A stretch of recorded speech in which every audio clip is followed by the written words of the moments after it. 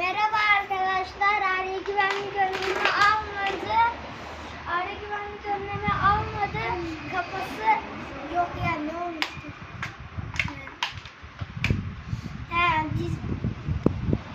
Dirseği kanadı.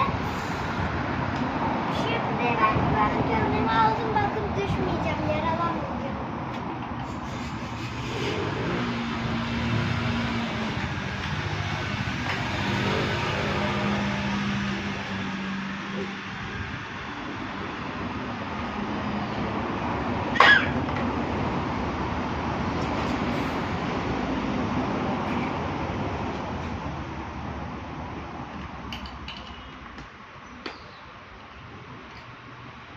Dondum.